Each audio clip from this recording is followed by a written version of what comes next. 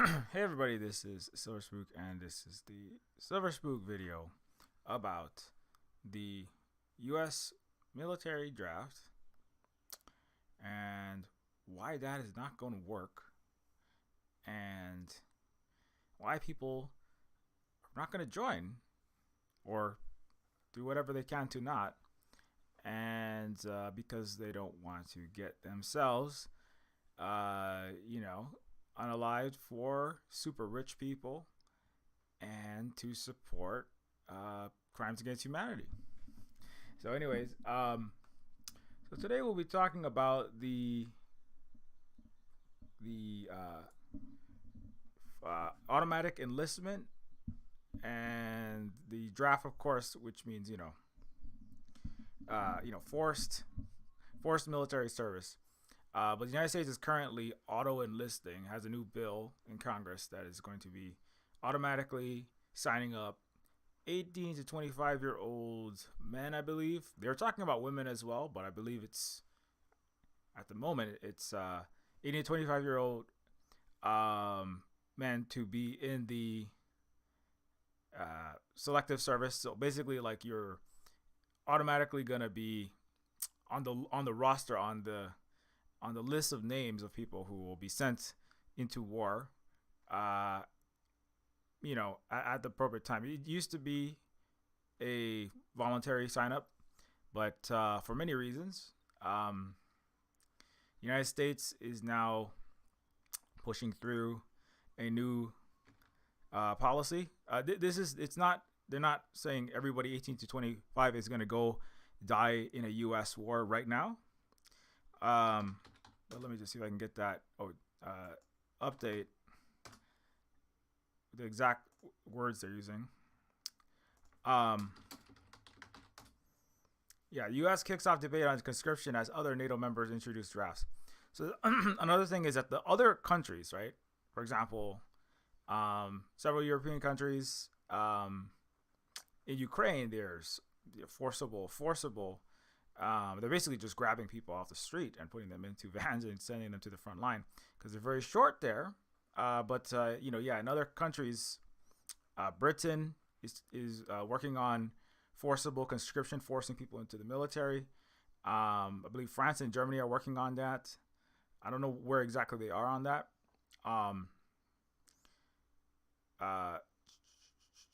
Congress debates expanded draft amid military recruitment challenges. One of the bills will require women to register for selective service. This is currently going through the House. The U.S. military has not activated the draft in more than 50 years, but Congress is weighing proposals to update mandatory conscription, including by expanding it to women for the first time and automatically registering those eligible to be called up. The ISRAEL place and South Korea and several other countries in the U.S. vassals have forced all gender enlistment, women, men, automatic enlistment, mandatory service.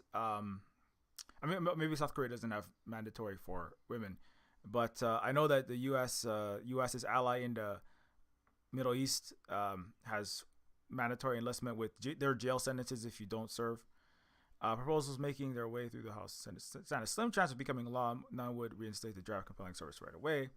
But you can't trust what these people say in Western media. But the debate over potential changes reflects how lawmakers are rethinking the draft at a time when readiness issues have risen to the fore, as Pentagon is facing recruitment challenges amid a raft of risks and conflicts around the world. The House last week passed the annual defense policy bill that, along with the authorizing of $895 billion in military spending, including for a 19.5% pay raise for troops, it contained a bipartisan proposal that would make registering for the draft automatic.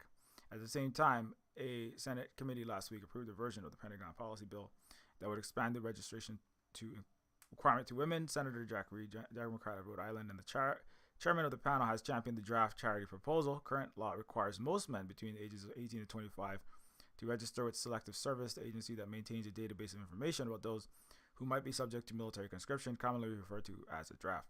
The program is aimed at allowing military officials to determine who is eligible as a conscript in the event that Congress and the president activate the draft, which last happened in 1973 at the end of the Vietnam War. So that's like the basic details about that, in case you don't know about it. Now, so that's what they say they're doing. Now, of course, what the United States, its Western media, and its politicians say, and what they're doing is obviously two different galaxies and two different universes on two unrelated planets. So because the West never tells the truth about these kinds of things, even Americans know that. Never trust their lying corporate media. So whatever they say, they will or won't do. It's not gonna count now. It's not gonna succeed. It's not gonna pass. Whatever the country that owns the United States. Whatever the U.S.'s biggest lobby says is what's going to pass. If they tell everybody to pass the bill, they're going to pass the bill, right? It doesn't really matter what congressmen. It's not up to Congress people. It's not up to the president. The presidential debate next week is going to be whoever will bend over backwards to give the world's biggest human rights violator more weapons. That doesn't matter what they say.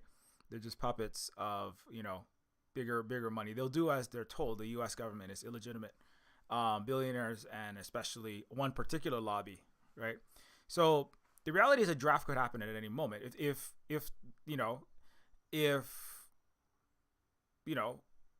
the richest people in the world that run the bought and paid for United States government say we need to forcibly conscript everybody. We need all this 14-year-olds. Like, we need to do what's happening in Ukraine to like the whole West. We need the U.S. We need Germany. We need France, Britain. We need Japan. We got to take everybody. They could even lower it, because in Ukraine, I mean, I don't think that they will, but in Ukraine, it's 12-year-olds. 12-year-olds are being sent to the front line. 60-year-olds being sent to the front line. They could. I don't think that will work. What I'm saying is that there is no limit to the completely illegitimate Western U.S. imperialist governments, U.S. and all of its buddies in crime, war crime, right? They could do anything that they want. Now, they could try. The thing is, people might. They could. I take that back. They can try to enforce. They can pass any bill that they want. Whether those bills will actually get the result that they want, that's another thing. Right? Like the biggest U.S. lobby, the biggest, most funded legalized corruption scheme lobby in Washington D.C. Right? We all know which one it is. I can't say, because they own this. They own the Death Star's satellites, this streaming platform that I'm streaming from, so I can't even say their name. But they'll get whatever policy that they want, right? They'll get whatever on paper policies that they want. They can't get the result that they want. They can't get the concrete real world result, right? So there's a lot of moving parts to this. There's a lot of dimensions to this, right? So now we've covered like what the U.S. is trying to do with regards to the draft. What the U.S. government is talking about, mulling over. What they talk about doesn't matter, because what they do, they'll say something and they'll do something the next day. So, but it's what is concrete is that the United States is, as I made a stream last time, right? I made a stream last week just to refer to that, talking about the end of Western domination, right? So this is in the I'm trying to zero in into this particular subtopic within the greater context that I was talking about last week, talking about the end of Western domination and the accelerating collapse of. This is really a multi-millennia, and I was listening to a lot of people from across the earth. I mean, outside of the West, which is most of the world, by the way. It's only 10%. You know, it's the U.S., Europe, and its allies, its vassals. It's what used to be called, like, quote unquote, the first world, the rules based order. It's a tiny minority, and dropping in population and dropping in economic and military and social and spiritual power and soft power. People don't believe in it. People believe less and less in what is called itself the West. And so as you know, these alternate the BRICS, of course, is rapidly expanding. These are, again, these are like 1,000 year plus, maybe even 2,000 year. I would argue 2,000 year, but certainly at least 1,000 year seismic shifts in global human civilizations and alignments. One of them is everything in Europe is everything. Let's say the large country east of Europe is turning away from Europe in the opposite direction, right? This just another, just to throw off a couple. Saudi, the cornerstone of the central pillar of the U.S., by extension Western planetary domination, was the petrodollar deal with Saudi Arabia. That just got ripped up. That was one of like 25 things that happened last week. That's like absolutely earth shattering. Like they're complete paradigm changing things that happen, right? So many things are happening so fast. Like every day, like it's hard to even keep up with it, right? So that's the greater context of this colossal Western domination and the rise of multipolarity, the rise of global South, Africa, Asia, Latin America. A lot of the countries that historically have been left by the wayside. I would argue rise of win-win cooperation and the new Silk Road,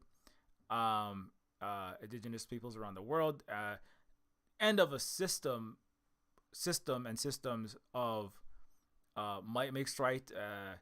Winner take all, and everyone else is enslaved, so oppressed.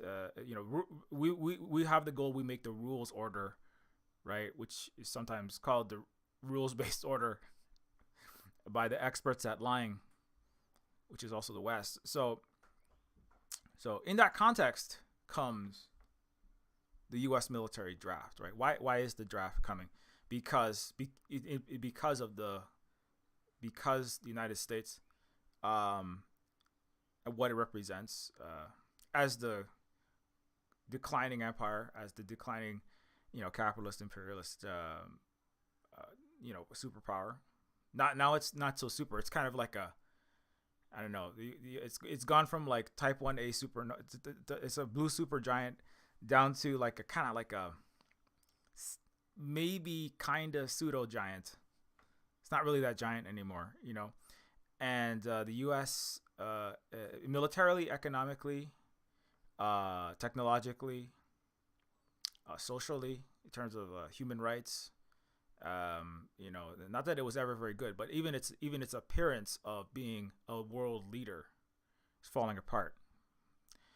And so people don't believe. This kind of goes with what I was saying last week, which is that people don't believe in the American dream anymore. That was a major part of the late 20th century, right? There was, as I talked about last week, there's the American dream was if you worked hard, if you stayed in school, if you did your math homework, and you practiced your cursive script handwriting, and you did your PE calisthenics, you did your jumping jacks, right? You did your you ran your 2 miles, and then you got there, did your science fair projects. If you did your math and science and tech and English and art and exercise, and then you worked hard, and then you went to school, maybe you went to college, you would have a life in the United States, and it would be better than your parents, and it would be, it might cause some problems for the rest of the world, maybe, and that definitely did, but your life would be better. But that's over.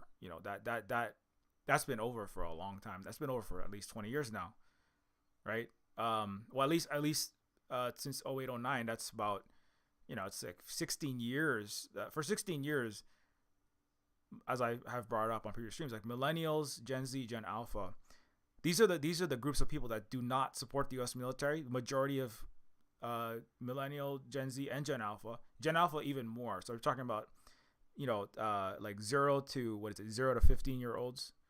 They are like 70% against the United States and its military. They have disapproval of the entire country. Most of the United States, 53% have a negative view of the U.S. military, and the younger it is, the more extremely anti the U.S. military, and not just the military. The whole belief in the country is finished, right? The remains, like, this is one of the things about it's not just in a particular party. Like, how many Americans support the Democrat or Republican Party? That's irrelevant. In real terms, it's irrelevant because it's a plutocracy. It's not a democracy. But what really matters is the faith in the United States as a country, the faith in the West as the faith in Western system, the faith in Western representative democracy itself, right? Because Britain, Germany, France, Canada, they all have, these Western so-called representative democracies, under a capitalist system, under so-called rules-based order. All those beliefs, right? The human rights records, right? That were not the not authoritarian nature of Western so-called the ones that count as democracies, right? The faith in the United States is at an all-time low. The faith in Europe is at an all-time low. The faith in the belief in these, right? That's really what matters, right? And that is dropping, that is vanishing, and it's because of the material. There's many factors. One of them is the ability to deliver material lives that are better, that are at least decent, like people able to afford housing and their healthcare and their transportation, get their kids educated, have food, just some kind of decent life for themselves, right? That is the biggest factor that's gone for millennials and Gen Z and Gen Alpha. Most of us live at or near poverty and are unable to afford. The average millennial is not, and the average millennial is not able to afford a house with one, and even mostly with two salaries, to afford a house that can house like a 4-person family, or in any area, and also afford everything else that they need, healthcare and housing, right? So that's enough to get to cause people to lose faith. Now, propaganda can go some way to say, well, no, your life is great, you're just eating too much avocado toast, right? Or your life is it's just you you're personally failing. Everyone else is economically fine, and you can spin that story, or you're just lazy, right, or something, and you should work hard. You have 2 jobs, you should get 3 jobs, right? Like, I just heard a Gen Xer say the millennials and Gen Z and Gen Alpha are like, soft and fat and lazy, and this, like, what it's like, you're Gen X, you could work 1 job and afford everything you needed. What are you even talking about? Like, most millennials and Gen Z, especially a lot of millennial women, have like chronic fatigue, in part because they were overworked themselves when they were like between the ages of like 18 and 20 something, right? And they all have like chronic migraines, and there's people in our household that do, right? And it was this, but it's because, like, in order to even try to eke out an existence, you had to overwork yourself in your 20s and up into your 30s, so that you've burned like your mind and your body at such a high rate. A lot of people don't even realize that has long knock-on impacts, and it's like working so hard has actually caused people to, because it causes long-term damage to your body, where you can't even it can cause long-term damage to your body, where you have splitting, migraines. You have to, you can't do too much exertion every day, otherwise it's like a long COVID symptom, right? Where if you do 2 hours of exertion, then you have to take like a whole day off sometimes, right? But some of that is due to the overwork that Americans, young, like 40 and younger Americans, have had to do in order to even try to have a decent life, right? The Boomer and the Gen X era, They have faith in America, right? Like, they were drafted successfully. Now, it did anger a lot of them. And there's a lot of anger around the Vietnam War, right? But part of the reason why people signed up for the U.S. military in the 1950s, 60s, 70s, and 80s and 90s, right? Part of the reason why that worked is because the boomer generation, like however imperfect they thought the United States was, they still had strong faith in their country. I mean, especially if you were a white man. Less so if you're a black person, indigenous person, a woman, person of color. Maybe even more, a bit less if you were a gay white man. But if you were a white straight man, you have a lot of faith in the United States. These are still the people that have the most faith, right? It's 45 to 80-year-old white men have the most faith. They're like 80, 90%, 95% belief in the United States as a legitimate great power, deserves to be. It has its flaws, but the United States deserves to lead the world. The West deserves to lead the world, and we can still restore that we can restore our rightful planetary leadership and rulership, and rules-based order, right? That's who believes in it still, because those were the people that had the good deal from the United States for the 20th century, and they enlisted in large numbers. The United States, don't forget, the United States military, right? Now the thing is, in a larger perspective, the U.S. military has never won a single war. So the accusation that young people are just lazy now by some older military personnel, and saying that, well, the United States used to have a strong military back in the 20th century, but you lost in Vietnam. You lost to way poorer, way less technologically armed, way less funded, and Vietnamese people that were like living in the farmers, but they with assault rifles, and you still lost, right? During the so-called greatest point of America's military, supposedly, right, the 20th century, you lost in Korea. It was kind of the closest thing was like maybe you had a stalemate in Korea. You killed 2 million innocent people, and it was a waste of life and money, but it kept the military-industrial complex going that you had established in World War II. But you lost in Vietnam. Did another horrible, you did what you're doing in PA. You did what you're doing in, the watermelon place right now in Vietnam. And then you also lost. And then you lost in Afghanistan to gold herders.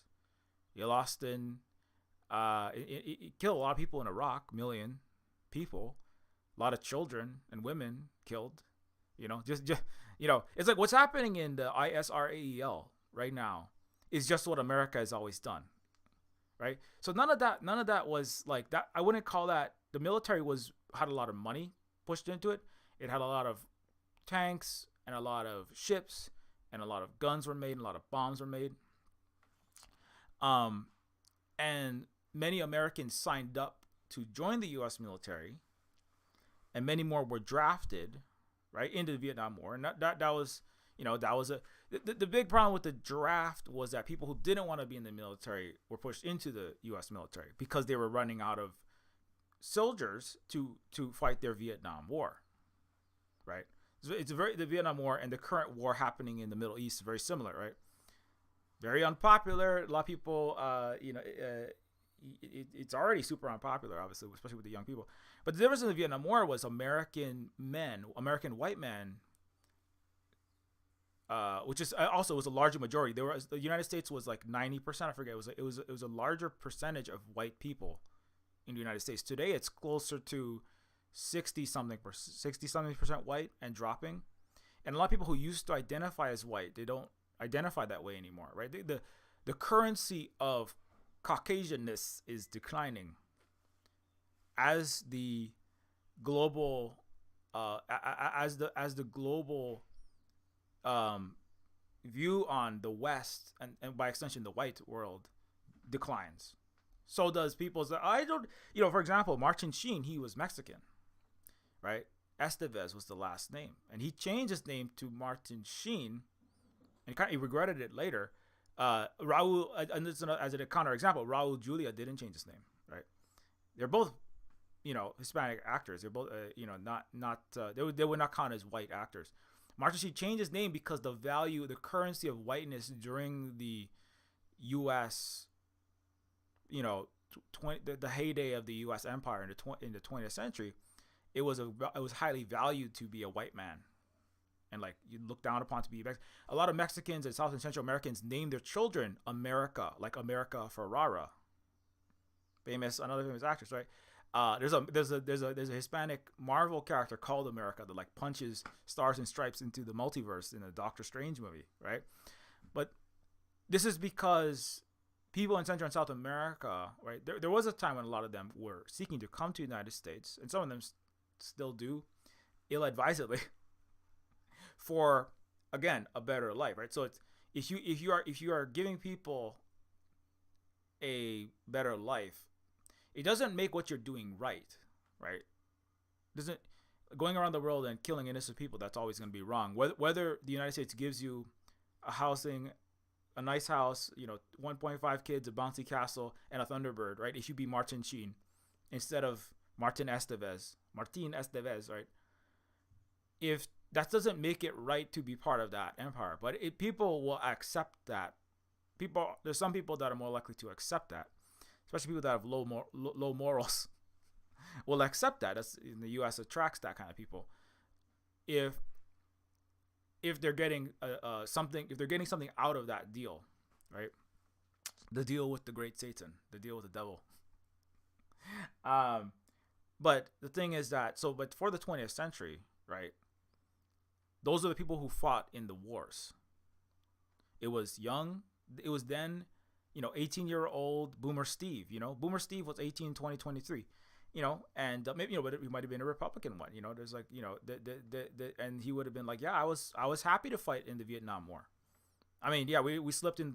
We didn't quite get what we wanted, but we showed those commies what was what, and we, the United States capitalists and the United States, greatest country in the world, we showed them Asian commies.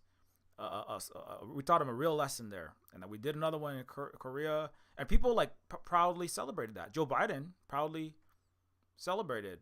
He said, he voted for every war he ever saw, and he was part of that. He was part of that generation. Right? Now he didn't. He didn't go to the front like some of the other ones went to the front line. John McCain, he went to the front line, right?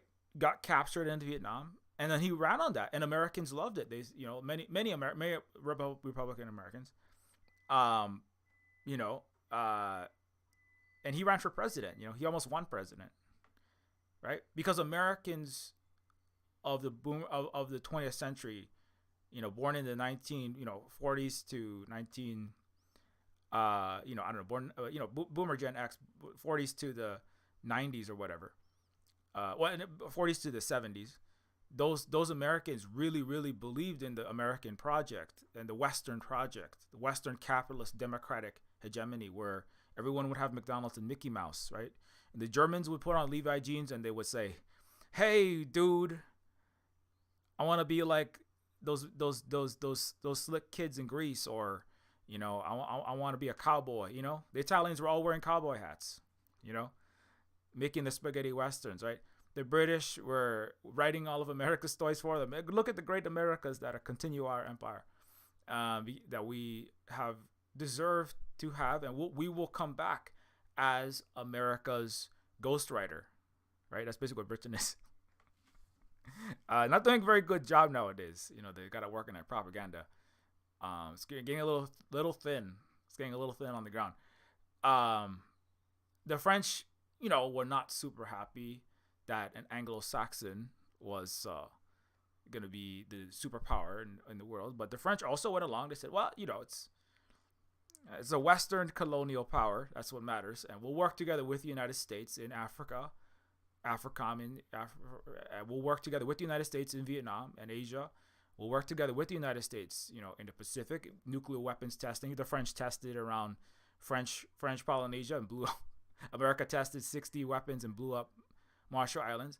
And in New Caledonia, that's currently having uprisings, and the U.S. French are trying to kill them, slaughtering people there, and there's increasing, decolonial action. But the former colonial powers, right, before World War II, Britain, France, U.S., Canada, all these people, the G7, right? They after World War II, right, they got together and they worked out this new system, and the Bretton Woods, the U.S.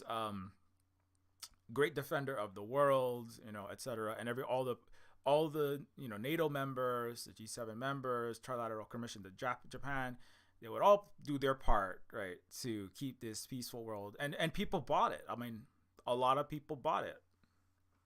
As long as American, German, West German, British, French, Canadian livelihoods were like at least decent, right?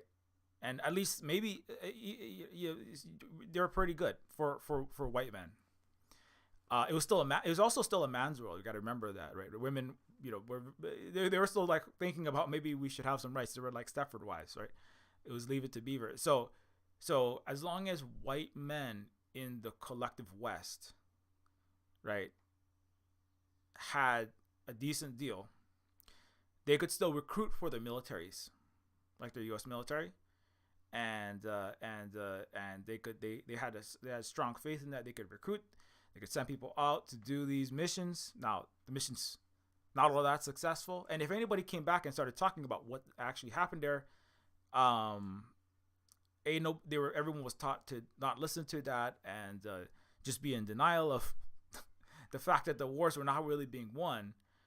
They were kind of losing, killing a lot of innocent people, and it was not really for good reasons. But but just shut up. Here's a house. Your children have an education. Your wife can go to the salon and sell Avon products. You can go to vacation to Disneyland or Hawaii.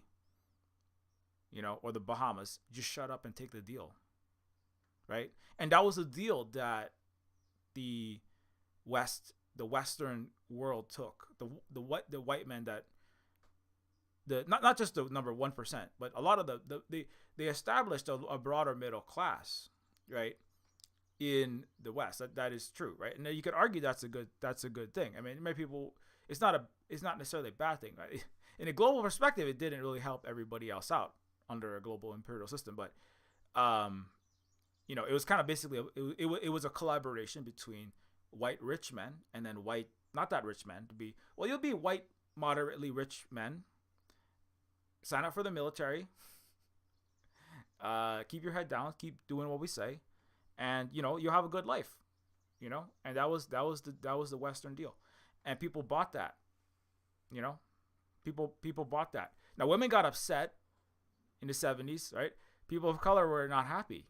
Civil rights movement happened, right?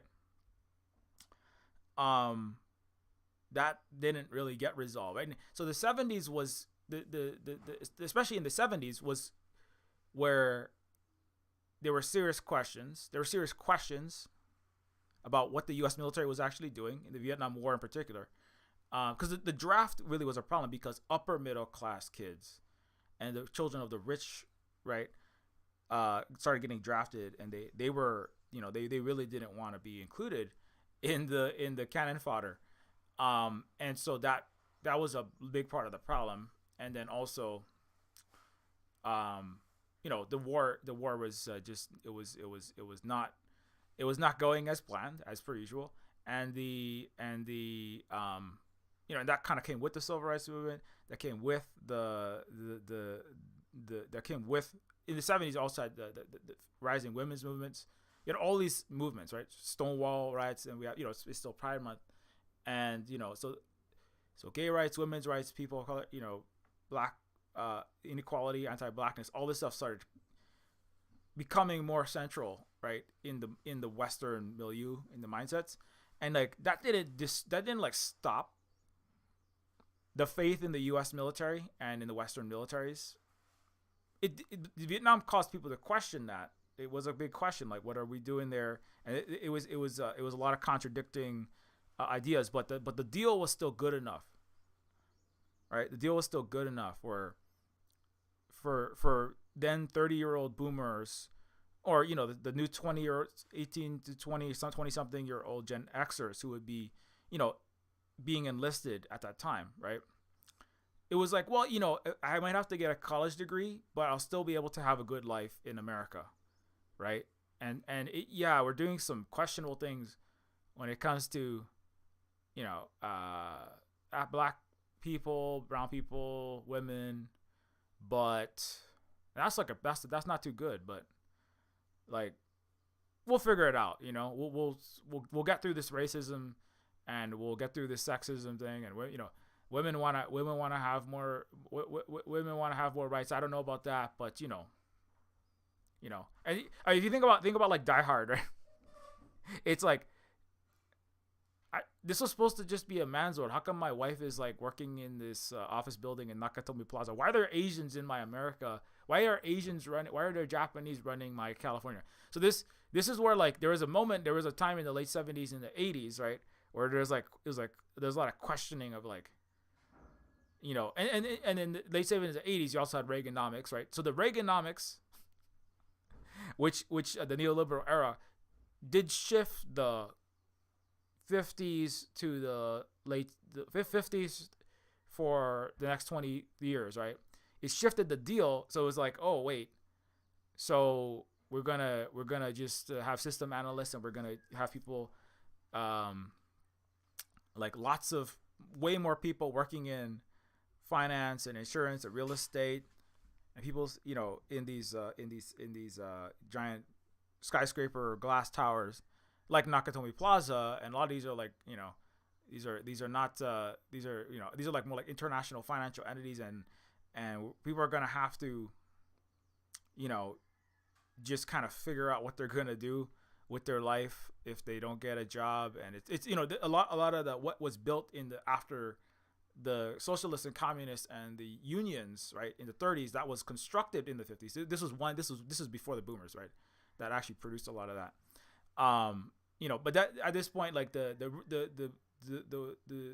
plutocracy of the West, the 1%, the people that were reined in by Roosevelt in the 30s, by the communists and socialists with a gun to the head of Roosevelt and the rich, that all that was unraveling. So that good deal from the 50s that gave the U.S. recruitment numbers its strength started to roll back in the 80s, and there's more questioning of that. Now it's still like, it was a worse deal that the boomers got. The Gen X got a worse deal than the boomers got, but you could still eke out an existence, right? There's still, you might drink wine and you're salty because your mom went to work and you were a latchkey kid, maybe, but you could still afford a house, you could still afford cars, you might have to get a job, with a college degree, being in finance, insurance, real estate, marketing, not as much industrial production, right? This is also the beginning of deindustrialization, right, of the United States, shipping all the factories that produced cars and physical goods to China, to some Asian country, some other country, to Mexico, to South America, to somewhere outside the United States. So we're just gonna produce, lots of digits in Excel spreadsheets. We're gonna do high frequency Goldman Sachs algorithm programming. We're gonna change the color of the Superstore, Walmart, from baby blue to sapphire blue, right? And that's gonna be people's jobs, right? I mean, some people need to choose those things, but that's not worth like $100,000 a year, right? So the computer revolution was part of that. So it's kind of like the computer was a new technological wild card that was thrown into the reality, and then the money saw that we could make a lot of money sending the U.S. military and its trainers into South America, like places like Chile, committing massacres there, horrible colonialism there, sucking all the copper out, putting the copper into Taiwan, right, which we're also working on, in an ongoing anti-communist Cold War era struggle. And we're going to have the Taiwanese and the Japanese manufacture these with the copper, with the silicon we're stealing from South America and Africa. We're going to put it into East Asia, our vassals, and then they're going to pump out all of these computer chips and software and, Windows 95, and MS DOS, Apple II computers. And we're going to put those Apple computers inside of our skyscrapers, and then we'll have Gen X sit behind those screens, right? Now, back in the day, it was like black and green. And we'll just move numbers around, and we'll print up trillions of dollars, and we'll buy back our own stock. We'll have people just sit around and move numbers from a Federal Reserve Bank, and then we'll print it. We'll send it into this, other spreadsheet in another. We'll put from a spreadsheet in New York. We'll send that to a spreadsheet in Chicago, and we'll catalog the movement of Central and African metals and like copper and cobalt, and the movement of that to Southeast Asian factories, and we'll catalog that, and then those products will move into Walmart's, the plastic and the metal in an Apple phone or in a bike or in a whatever, in a truck or a car, that's all being displaced and put off into another country. We'll catalog all of that in a privileged American server. We'll come up with some new market. We'll come up with some new cover girl spreads, with a magazine design that will get people to buy more of that product, right? And maybe we'll make a Hollywood movie where we replace that phone, that Coca-Cola drink, made with all the world's resources and labor, and that'll be what we do in the U.S., right? That was really the difference between the 50s, 60s, 70s, and then the 80s, and then after that, is like, you stop making things, and but you can still have a decent life, but you have to be part of that system of neoliberal. It's the beginning of the end, because you're like, you are making fantasy football out of actual football. You're making fake economics out of what used to be real economics. You are taking your actual real products and you're substituting in just basically fraudulent economic activity and fraudulent economic and then ultimately military power as well. That isn't there, and that's the GDP is basically a meaningless term. That's why they use purchasing power parity terms. Nowadays it matters more, right? Because there's a lot of, like, GDP might not need to be described in purchasing power parity terms, which is basically like, how many Starbucks coffees can you get? How many hamburgers can you get? How many houses can you buy? How many cars can you buy with a US dollar, right? And so in China is surpassing the United States in purchasing power parity terms, in terms of like what you can actually get compared to what you can compared to how much economic activity, how many dollars move around in the economy, right? And how many dollars there are, being exchanged. Anyway, so I'm kind of a little bit off the point, but long story short, so there was a better deal for boomers. There's a slightly less good, but still a pretty good deal for Gen Xers under the neoliberal era. You need to have a college degree. So basically, you have to put an extra 4 years, right? And if you were if you're a white guy, and then for some women, it was a slightly better deal for some women. Not perfect, right? But Hillary Clinton had a better deal, and like you could even be a gay woman like Ellen DeGeneres. There's still homophobia, and there's still, there's still misogyny, there's still homophobia in the culture, but there was in some cases slightly more recognition for those who are willing, right, to participate in the U.S. capitalist, imperialist system, right? Now, if you don't want to play ball, right, then you can go be a poor woman or black person, right? But if you want to lean into the corporate office, right, in Nakatomi Plaza, or Joe Biden's office, or Bill Clinton's office, at that time in the 90s, then there could be a deal for you. So that was slightly better deal for some people, right? Now for the total American population, right? This is where the men started to go downhill, right? From the perspective of the white men, your relative to everyone else, your income was not, you were not doing as well, right? But that's a whole internal social shift, right? Which is the white man world, where the man worked a job and then he had his wife and his kids, and he maybe had some black help, right, or Mexican help, who do all the work, right? The serious essential labor, right? That world where the white man could go to his job and have his wife with his one child, that started to end, and that was the beginning of the friction that continues to this very day, where this 70% of men can't get a date, a cis straight man can't get a date, and in the West anyway. But anyway, so there's a lot of I'm kind of getting off the topic, I know, but these are all factors that were happening. But altogether, what that meant is that, like, the people still had a decent amount of faith in the United States and the Western capitalist country, system, idea, philosophies. Maybe they didn't buy it whole cloth. Some people did. Some people were like, I don't know about all of those ideas, but if I'm in America, I think I'm gonna have a better life than if I stay in this country, right? And and as an American, I like being in America. I like being a white man in America, and it's, there's a little bit more feminism, but this is still pretty good. This is pretty good. Like, there's a few problems, mostly it's you voted for the wrong party, right? And that's the problem. Some people are not smart like me, and they voted for the wrong party. And if we could just get those people to vote for this party that I'm in, right, then our country will be fixed, right? So that's what representative democracy is for, is to be able, it is a mass collective gaslighting engine, so that everybody can, it's the Romans and the Greeks, they invented divide and conquer, right? And so that's how they divide and conquer their population. Is by convincing them that they live in a free country with democracy, where they get to choose, and the other side is it's just that we have to get the other side to be convinced that our party of what our half of the single party is the right half of the single party plutocracy. Anyways, so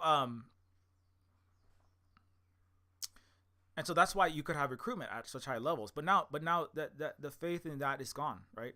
Because the average millennial, as I already said, is not able to afford a house. Like, we live in a house, but we barely were able to get into it, and we're not even in a house. I would count this. The area we're in is more Hawaii than America, right? That's a whole nother topic I'll come to, probably not at the moment. I want to try to not go off on that too much, but we're not doing super economically amazing, and we would be doing way worse if we were still in Honolulu, right?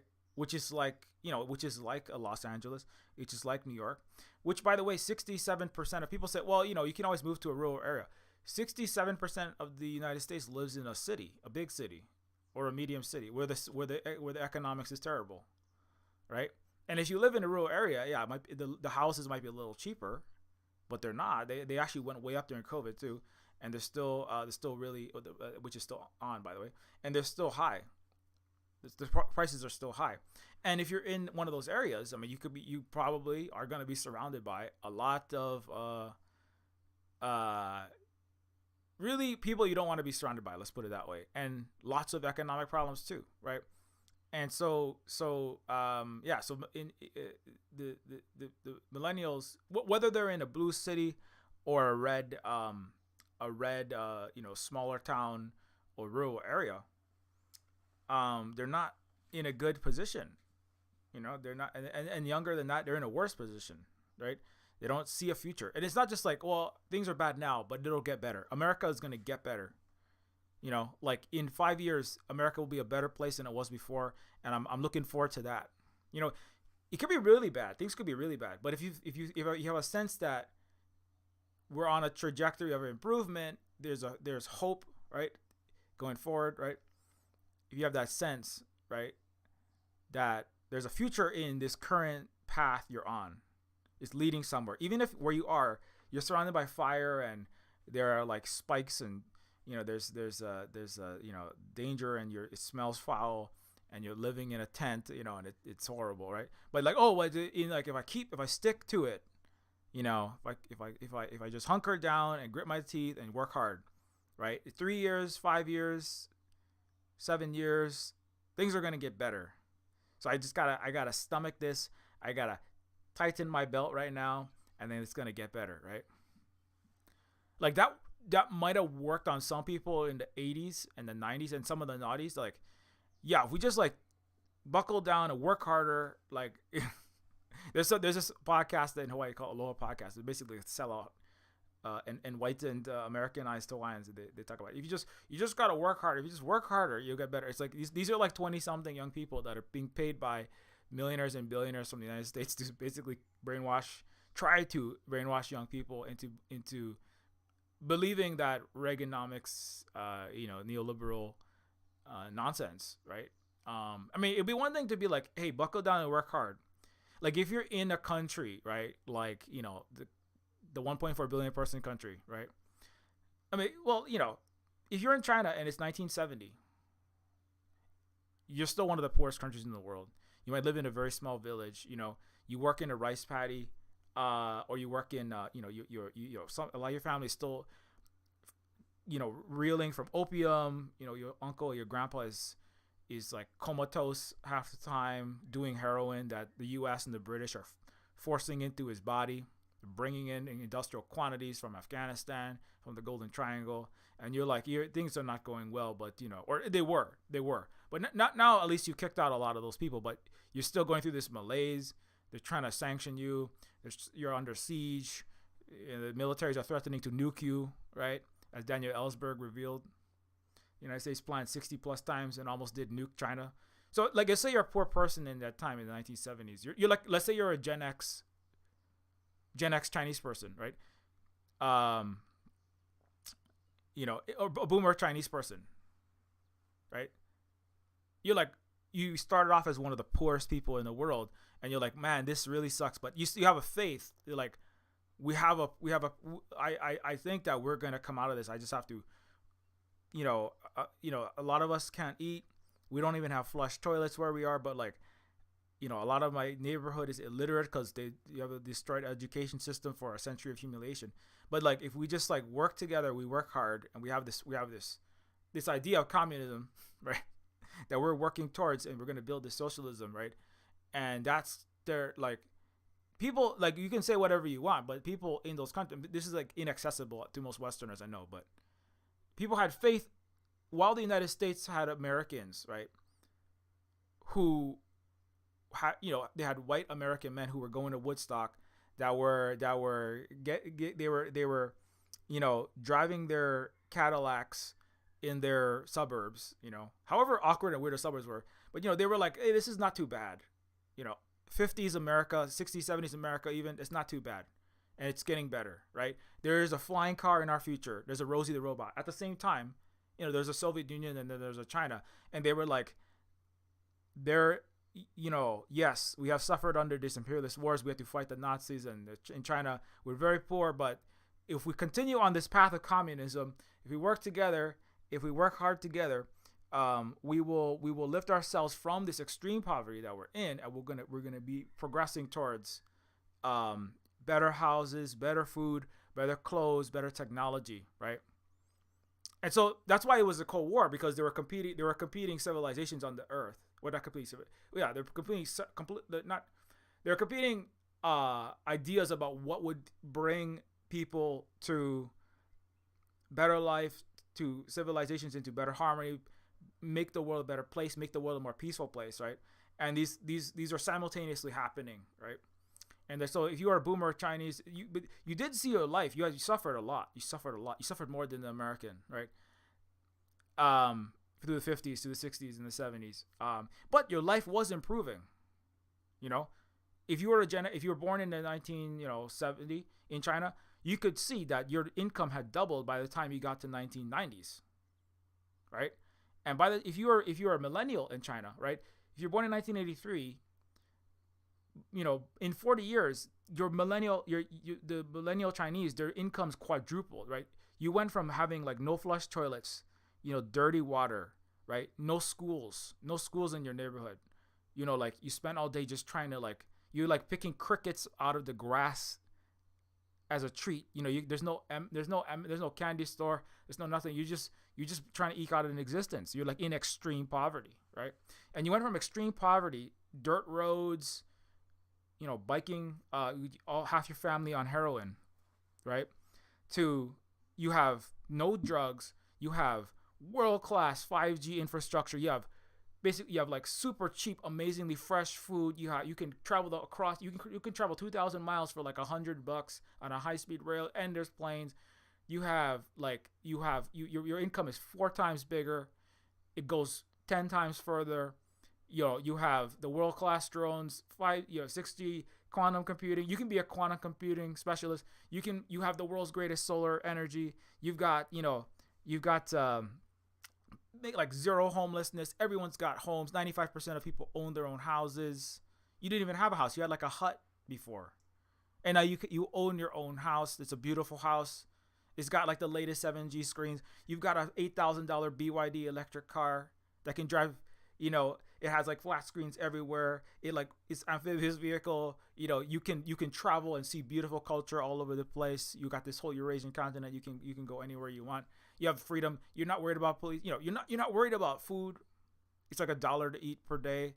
Even if you're making less on paper, right? Purchasing power parity, the Chinese make like 10 to 20,000 a year, but so they make about 3 times less to 4 times less on paper as Americans, but they actually pay like 10 to 30 times less, right? Healthcare is like $1. They cured diabetes. The Chinese cured diabetes. They have a nanotechnological single injection cure for asthma. Congenital hearing loss is cured. The US is banning that. So if you're in China and you're a boomer, you went from like a 0 to like a 5 in your life. If you're a Gen Xer, you went from a 2 to a 7 in your life. If you're a millennial, you went from like a 4 to 10 or like 11, right? Like there's no American that is even close to living as the quality of life that a 30-something-year-old Chinese now. They're not even close. Nobody. Not even the billionaires, because those people have to worry about, getting dunked on Twitter all day long, and all their cars are falling apart, like the Cybertruck that is killing people. It rusts in about 2 days of light rain, and is driving into the sides of people's houses, and Elon has to even pay the local police departments and tow truck drivers to try to bury the scenes of all of his micromanagement corporate crimes, right? So like nobody is doing well in the West anymore, right? And whereas and they don't have recruitment problems, right? Whereas the United States and the West, people don't want to come to the United States anymore. Do you know the Mexicans are actually deporting thousands of Americans? It's not the Americans deporting Mexicans anymore that much. Or they still do that, but they talk about it, and they still do that in some cases, but it's actually Mexicans deporting Americans now. Because the United States, the West, is not a great place to live. It's not. It's still richer than some other countries. It's still got more military power, but it's not a place that's delivering, right? And the thing is, it's actually similar for Russia, despite Western brainwashing of their own populations. Even Tucker Carlson, see, the thing is, this is the interesting thing, right? Tucker Carlson is a white man. He's a white man. How old is Tucker Carlson? Right? Right? Tucker Carlson is a white guy, right? He is 55, right? So he's a Gen X, right? Tucker Carlson is a 55-year-old white man. And Tucker Carlson just went, I don't know if you saw this, right? And I'm not saying I'm not a fan of this guy. This guy works with fascists. He's said all kind of really racist, gross things over his life. He's been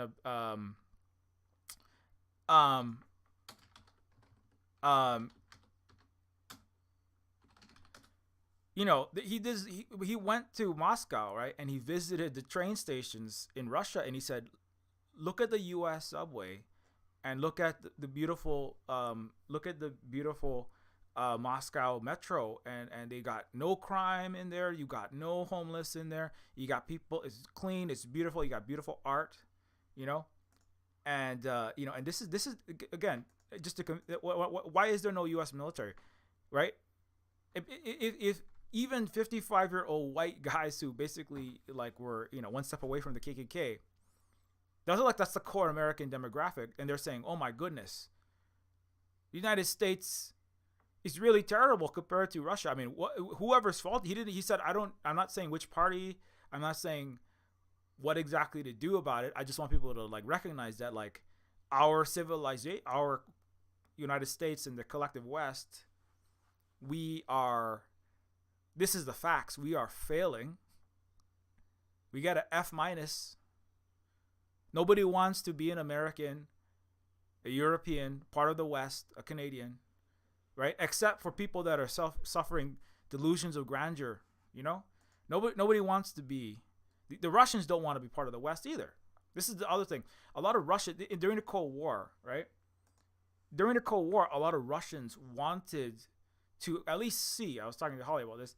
Holly has some Russian Slavic heritage, and a lot of Russians wanted to. Holly's not from Russia, but going back many generations, like back into the early 20th century, many people in the United States too.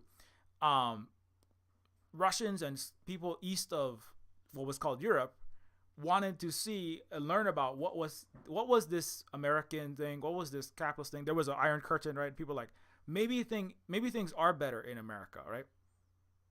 Maybe this is part of what the Soviet Union finally collapsed because they made their own mistakes internally, and they economically, socially, the fabric unwound, right? Inside in the late 80s, right? And part of that was like this idea that like outside of this civilization, outside of our communist Russian world, right? Outside of the USSR, there's this other world where there's Levi jeans and there's apple pie and there's McDonald's, there's Nintendo. I could play Metroid, this thing, I could play this thing on the Game Boy, right? It's got a Tetris on it. Actually, the Tetris was actually made by the Russians, so I actually know the guy who got Tetris out of Russia. But there was this other place where the Russians didn't understand. People would play these things called video games, but there was a guy who was working on these games in their own country, and part of it was the Hank Rogers he's actually Pacific Islander and also Dutch of heritage, right? And he also lives in Hawaii, but he went to Russia to kind of tell them about this is the possibilities that we have, right? I mean, it's really cool that you made this amazing game called Tetris. This is an amazing game, we could share this with the world. We should do that, right? And but it was a different world there, and they were curious, right? What was the guy the guy who invented Tetris? What was his name? Yeah, Alexei Pajitnov, right? There's a movie called Tetris. I have a whole YouTube video about Tetris, the movie, because I know Hank. I'm not close personal friends with Hank, but I work under and with Hank Rogers, the guy who owns Tetris. He's an American who went to American of Dutch and Pacific Islander heritage. He's half Indonesian. He's a brown guy, right? And so I think it actually helped him out a bit.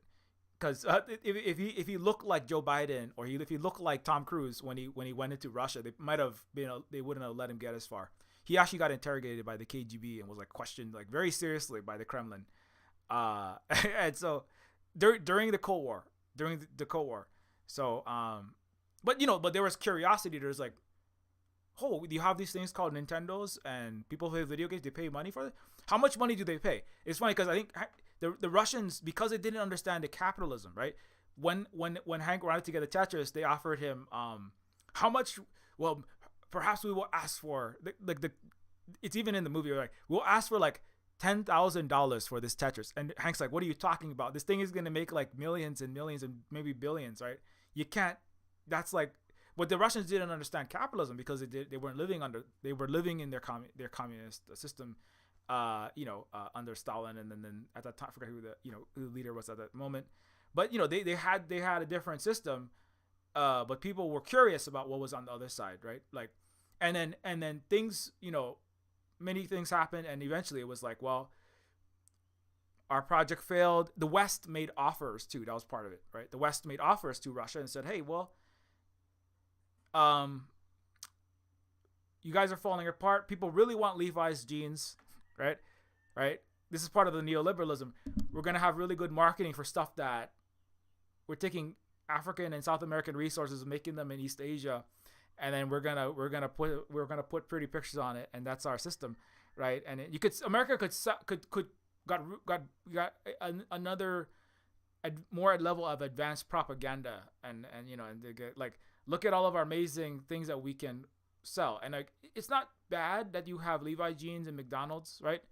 And it's like not bad that somebody had a job coming up with Ronald McDonald the Clown, or making a magazine article about how awesome it is to have cool Levi's jeans and Reebok and Adidas and Coca-Cola, right? But even if you ask East Germans and Russians nowadays, like there's a movie called Goodbye Lenin, right? Goodbye Lenin, which is about the fall of the Berlin Wall, and how a lot of the East Germans that were on the communist side, right, they actually regretted, like 10 years later, they were like, there was this promise that if you join our project, right, if we end the DDR, right, the German, and they, because they had their own great successes, like the Germans had a East German that went to space, right? They had the space project, they had the communist system, they were advancing their technology and science and art and culture, and they had these great successes, right? And then, but at a certain point, it's like it basically, for many reasons, things ran out of steam. The United States did the West did a lot of subterfuge and a lot of actions that they cornered the Soviet Union and by extension the DDR, and then they made an offer. They said, well, if you join us, or if we end this, the United States and the Europeans, right, and NATO, the West, we won't move. The capitalist world won't move one step east. We will, the U.S. and our allies, we will not move 1 inch east with our NATO, right? Remember that? So that was part of the deal. It's like, okay, Russia, we are ready to join your Western world and have McDonald's and Coca-Cola. But 10 years later, they were like, the Germans and the Russians are also like, I don't know, we're actually getting poorer now, right? Ukraine is a basket case. In Russia, people are getting poorer. We have McDonald's fries, but sometimes we can't even afford the McDonald's fries. These McDonald's fries are not that good, The neoliberal marketing you're putting on your Coca-Cola is not better than our Soviet drinks. Our East German healthcare and housing was really good. Now we don't get dental. Now we don't get vision. A lot of East Germans, now we're living in poverty. Our house is falling apart. Yeah, you built a nice high rise in East Germany, but our communist system I actually kind of want the communism back, man. Why did we make this crappy deal based on really pretty nice ads, right? You have Cindy Crawford, Gorbachev with his Pizza Hut pizza. You made a good ad about eating Pizza Hut would be so awesome, right? If I buy the Coca-Cola, I'm going to get a girlfriend, right? If I buy the Coca-Cola, Kim Basinger is going to have sex with me, right? If I put on this right guard, right, I'm going to be like in the club partying up with Scarface, all of the people in the disco, right? It's going to be like I want to be like Captain America when I'm going to live this great life, high flying American Western neoliberal life, right? Being a cool person in beautiful clubs with beautiful apartments, and everything will be great. But the wall has fallen. Now we're supposed to join you, but actually most of us are actually poorer, and the food is not that good as what you're saying. This is a lot of lies, man. But the thing is, once the wall fell, once the wall fell, I'm trying to find that one picture. There's a lot of interesting stuff in this happening. Where like this if you haven't seen it, I recommend you watch it. It's where a mom who has gone into a coma and has like come out of it. She's like been asleep unconscious for a long time, and the Soviet Union has ended, and the German communist East Germany has fallen, and it's all one Germany now, with the West taking over the East, the West collectively, and Western Germany taking over, and there's McDonald's and capitalism everywhere. And then the son is trying to convince his mom that so that because she could have another heart attack, or she could have another serious health event if she gets too emotionally distraught, right? If she gets too emotionally shocked, then she could die, right? So he's trying to convince his mom with he brings in like the German. He takes like the the pickle jar with the American capitalist marketing on. He takes the French's mustard. He takes the Coca-Cola and he tapes over a communist label over it, the DDR label. He takes the he takes the Levi jeans and takes off the Levi label. The American eagle. He takes off the American and the eagle. Right? No, we're still in communist. We're still in the German Socialist Republic. So, anyway, yeah. So it's a very interesting movie. But and so what was the point of that? So like we were supposed to be talking about the U.S. military. So, but the reason why I'm going off a lot on that is because these are like what the faith in your country, by extension the ideology that you're following, right? The capitalist, the socialist path, or like whatever you happen to have. It's many things. It's like what is there, what people think is there, right? It's a blend of the ideas, the concrete, right? Oh, will I have a better house? I mean, you say you're for rules-based democratic capitalist liberal order, but what's the real situation on the ground? Like, if you're on a dating app, right? Imagine like civilizations in a dating app, right? Here's America, likes long walks in the Middle East, like has trillions and trillions of dollars, like I don't know if you're gonna get many of those dollars. Seems to have like some nice cities and towns, vacation options. American passport you can get anywhere, right? Okay, let's look at Soviet Union. And it depends on what the marketing is too, right? It's kind of like, oh, that's the horrible 100 trillion people die. If you look at Western marketing, Joseph Stalin killed 200 trillion people, and then Mao Zedong killed a quadrillion. Oh my God, I don't want to die and starve. Everyone's starving right now. Inside, it's actually not that bad, but they weren't as good at the marketing part or the propaganda part and certainly not in the Western. It's hard to break through the Great Wall of the West, the digital, the propaganda, and the physical one sometimes. But the Great Wall that walls people into it and also tries to stop people from figuring out other systems, right? So that's part of it, right? Again, if Russia and East Germany and a lot of communist countries before the fall knew how bad it would get, if they knew that the West would spend the next 30 years trying to get closer and closer, not really making them better, right? Trying to break up Russia into into 200 separate sub countries and have them all be ruled by super rich people, right? The Soviet, even as bad as it was in the Soviet Union and the problems they had in the late 80s and the mistakes that they internally made, they might have still chosen, well, these mistakes have been we have not had a good, we've had a lot of problems now, right? Because that's one of the things that caused the Soviet Union to collapse was that the trajectory was not looking very good. It was like, I'm not feeling like we're doing better now, right? For whatever reason, for individual people, it doesn't matter, right? Well, it was because the United States put us under siege. It was, I shouldn't say it doesn't matter. It matters, but a lot of people will say, hey, I mean, it sucks that we were sieged in this way. It sucks that they outplayed us in that way. It sucks that X and Y and Z, but it's also like, I need a future for my kids,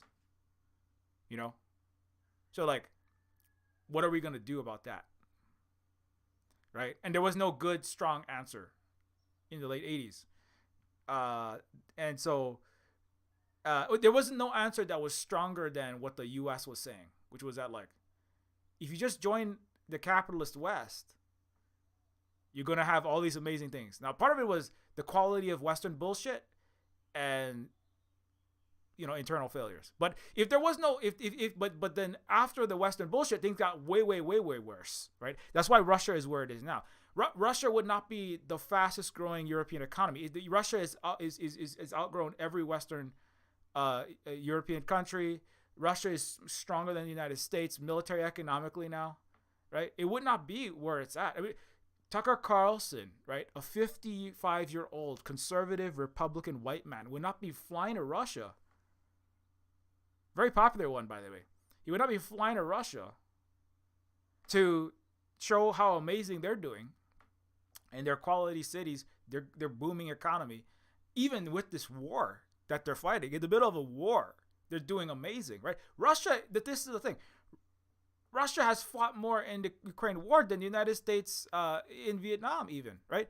And the United States was falling apart. It was part of the reason why the United States was falling apart in the 70s. They had a lot of problems, many problems. But one of them was it was ruining its reputation, and the people were losing faith in it in the Vietnam War. Like, if the U.S. had kept the draft going to try to win the Vietnam War, right, against the communist North Vietnamese, the United States might have exploded. The United States might have died.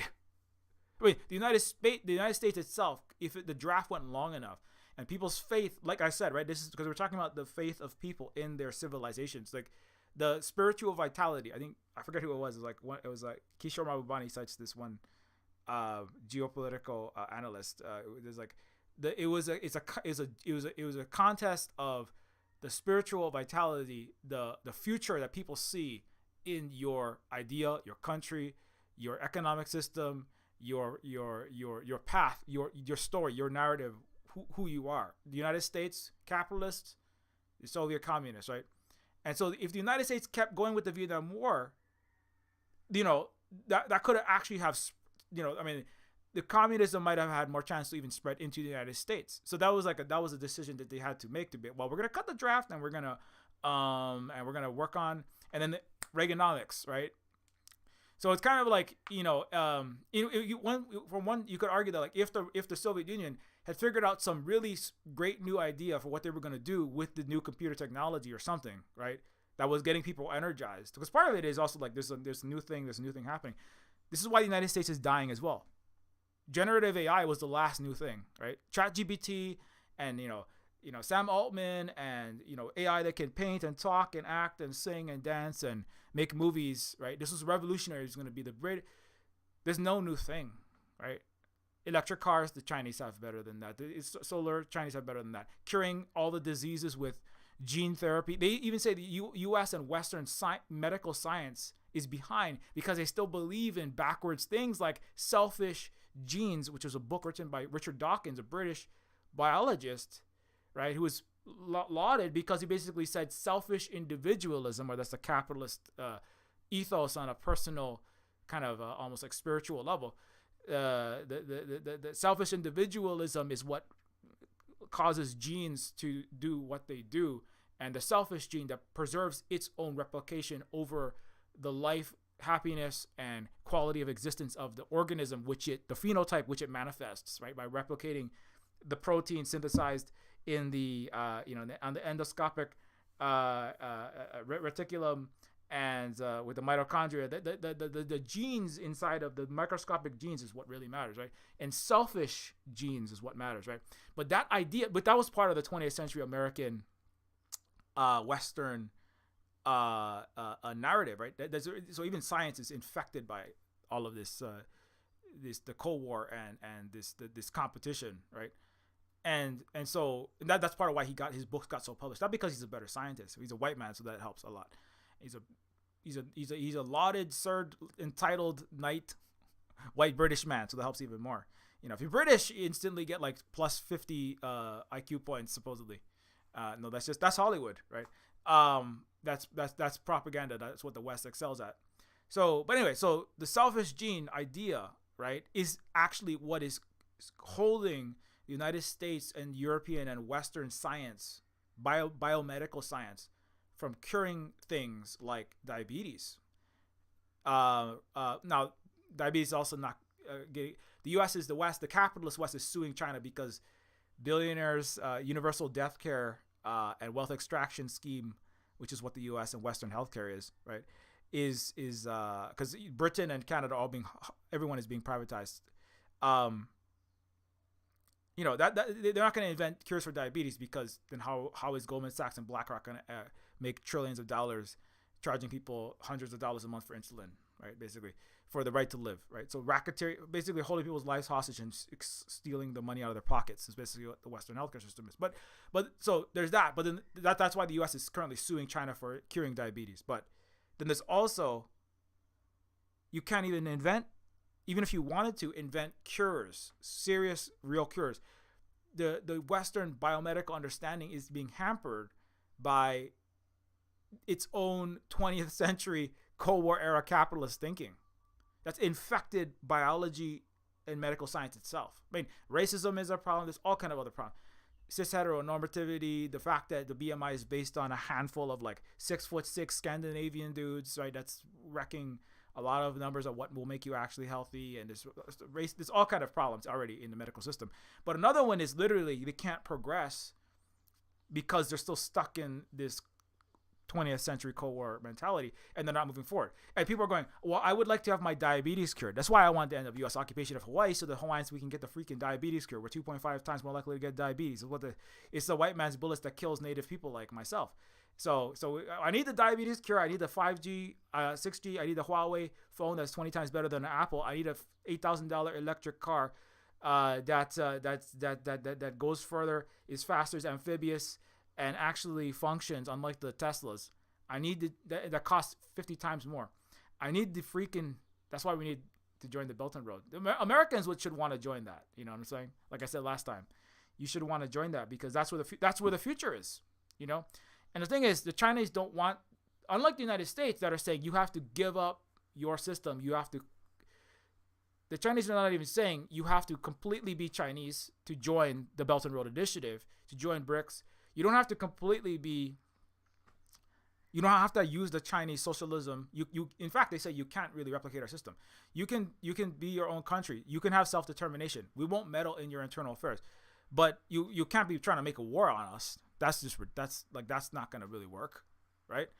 And you have to stop belligerence and aggression and warmongering and trying to start a war in Taiwan, in South China Sea, in Philippines over the Spratly Islands and this ridiculous crashed old rusting ship. You're fighting over barnacles on a reef. What the hell are you doing, Anthony Blinken? Secretary under Mr. Biden, what are you even doing over there? Why are you getting mad about barnacles? Right? Why are you getting mad about barnacles on a freaking old Filipino ship to try to start World War III? That you're gonna lose because now North Korea has hypersonic missiles that can reach New York, California with 25 mass distributed super maneuverable warheads with solid fuel that can hide behind trees and that you can't even detect and you can't even stop if you wanted to. I don't know why the U.S. wants to start a war over there because Putin just visited Kim Jong-un and it was like, yeah, you want to fight a war? Okay, we'll just nuke every American city then. The second you start a war with South Korea, we'll just nuke every single American. We won't. North Korea will just nuke every American city. So anyway, long story short,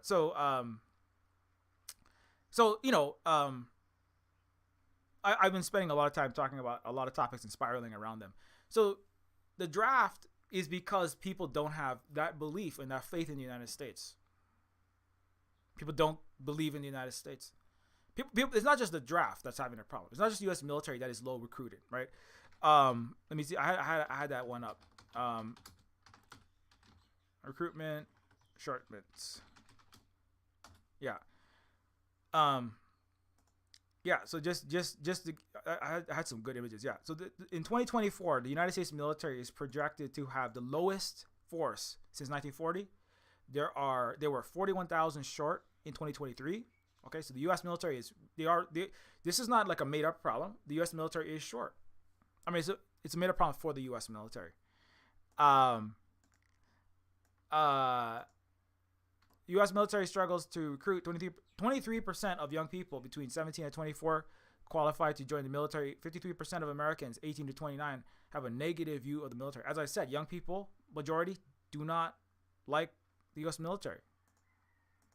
They're. I mean, this is not even new. This is from before I think it was before the ISREAL started attacking, and doing the mass. This is from recently. But even still, right? So most most young people, they don't have a favorable view, right? Now, if you ask them what do you think about the ID and the letter F after that, right? They might say something else.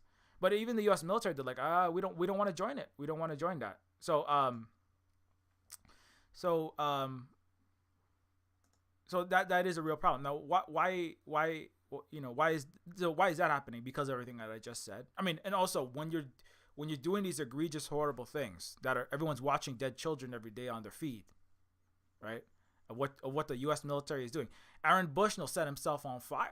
Aaron Bushnell took his own life in an extremely painful way, because that proves your feelings about your U.S. military. As a military service person, he said, "I will die the most painful way rather than fight for the United States." I mean, that nothing says it better than that, right? And he's a young person between 18 and 29. That's the future. Now, the under 18s, they're even less. They're even less for the U.S. military, right? The climate's even more. Climate change is even worse for them in terms of their life. They have more life to live than the older people. Economically, they're more screwed than ever before. In terms of their living conditions, in terms of their prospects for future jobs, it's worse for them. They don't even know if there will be jobs. Maybe it'll just be generative AI, doing everything, and then a bunch of robot police beating them up in the street. I mean, they don't. It's not getting better for them. They're not going to be more willing to fight. Every generation for the foreseeable future is going to hate the United States more than the previous one. The United States is not doing anything whatsoever. The U.S. and the collective West, they're not doing anything to make the people want to be part of their countries and their militaries by extension more. There's nothing, right? The Democrats aren't even trying anymore. There's usually the party that's gonna try, either party, right? The Republicans are just like, well, let's they don't really have anything. There's immigrants. I mean, they have the same thing they've been saying for the last eternity. And then the Democrats are like, there's have a black or brown superhero in a movie, and here's a concert with Puff Daddy. Who's an uncanceled black celebrity that we can have to try to gaslight people of color and marginalize people into voting and women into voting for us, right? They don't have anything. There's no plan. There's no solution. There's no anything. Biden and Trump are going to have a debate next week. It's going to be like a popcorn. This is going to be like watching the visual representation of the dying United States. Like two senile, brain dead, awake for 2 minutes a day old white mans, right? See who loves Israel more, right? Who's gonna give more weapons to the people doing human rights violations in the Middle East more? That's what. Who is more willing, right, to give Netanyahu or whoever comes after him a giant hug? That's who's gonna win the election. That's who's gonna win the election and the debate. It's not really a debate. It's like who's willing to blow the United States up more? Who has the mental capacity? Doesn't matter who has the mental capacity because presidents don't run anything anyway. But who will, who will be willing to, push more money and weapons and then their own children into doing genocide? That's what the debate was going to be. It's going to be an absolute popcorn. I'm going to eat a lot of popcorn watching that. If I watch any of it, I'm gonna watch a little bit of it just to laugh, and then I'll turn it back off because it doesn't matter what they say. Nothing they say is gonna make any difference. Nobody is listening really, other than to laugh at them. Any Western leaders. Nobody, except for brainwashed people who still believe that the capitalist world is some kind of light on the hill. People who believe that the United States and the European and the NATO and the EU flag and the Canada and Japan, as long as they go along with this kind of nonsense. Anyone who thinks that the prosperity doctrine ships are going to even be able to fight anyone when the poorest Arab country of Yemen can blow up all of their aircraft carriers and battleships and they can't stop what they call the Houthis from stopping 90% of traffic through one of the most important canals, the Suez and the Red Sea, right? Is this a joke? I mean, I make that point a lot, so I won't go over too much into that. But that's the United States military. Nobody wants to join it. Nobody wants to join it. If you do join it, the deal isn't even very good. I mean, yeah, they say they're gonna raise the wages a bit, but like, if you join the U.S. military nowadays, like last 2 years ago, 1 out of 4 American military personnel were food insecure. Like their families had to rely on the food banks, you know, and like, it's pathetic. It's absolutely pathetic. Even if they were providing for their own soldiers, the U.S. military poisoned all of its soldiers. By the way, in Hawaii, in Red Hill, the U.S. military spilled hundreds of thousands of gallons of jet fuel and poisoned like their infants, including their own colonels' children's, like the top 2% of the military. They poisoned their kids. People had rashes. The wives and children were like vomiting their insides, and now their life expectancy is cut way shorter than it already was from all the COVID you get, which military also is the worst COVID precautions of anywhere. It's basically like, it's don't ask, don't tell, just keep getting sick and we'll pretend like it's a flu forever. Basically, is what it is. Which makes them not a very effective fighting force. I mean, if you're in denial about the concrete facts, you're gonna be weaker and you're gonna be less. You're full of brain fog, and your body and your blood vessels and your organs are gonna be falling apart and collapsing, which is the case. It's what it does. When you get 6, 10, 15, 25 reinfections, you are not going to have an effective fighting force. Anyway, there is stacks upon mountains upon Himalayas of reasons why you shouldn't join the U.S. military or any Western military, German military, French military. As I said, the Ukrainians are actually so. A lot of the Ukrainians are so like done even with their own government that they are firebombing the vans sent by the Ukrainian government that is dragging people into these vans. The Ukrainian government is sending vans to neighborhoods, and they're just like attacking people on the street, like 12-year-olds, 60-year-olds, and they're throwing children and grandpas and women, anybody, into vans. They're shipping off to training centers where they have like 10 to 20 rounds of ammunition to train, right? To shoot a gun that's like way outdated, on a tank, and all these weapons that are not even functional. The U.S. even said, we're not even giving Ukraine the high quality weapons that's going to Taiwan. The U.S. just admitted recently that everything that Ukraine is just, the West don't care about Slavs. The U.S., this is the thing, the West, the Europeans, the French, British, the Western Germans, the United States, they don't care about Russians or Slavs. They think they're subhuman.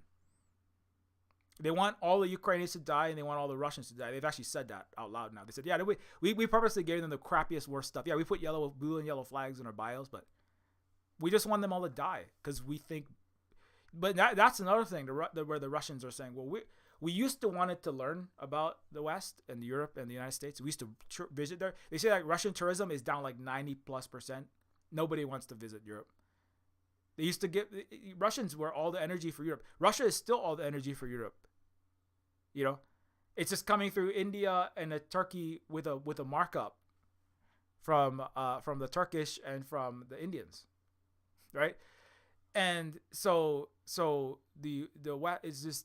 So anyways, this huge self delusion there, and so what Ukraine has to do, Ukraine is doing a draft, right? Because the faith in the number one, Zelensky is not even the legitimate president now. His term ran out. There's no future vote even for him to be to legitimize his so-called presidency, right? The Ukrainian government as a country is going to collapse. It's formally going to be kaput, gone, non-existent as of August 11th. As of August 11th, in their own constitution, the Congress, they have no plans for any vote. The legislative bodies, like all the major bodies of Ukraine that remain, right? The president was earlier, but then the votes for their entire government will expire, and then there will be no Ukrainian government at all. At that point, individual regions and provinces can flounder and flail and do whatever they think they need to do. and people think that most of them will probably, a lot of them on the east are gonna join. They're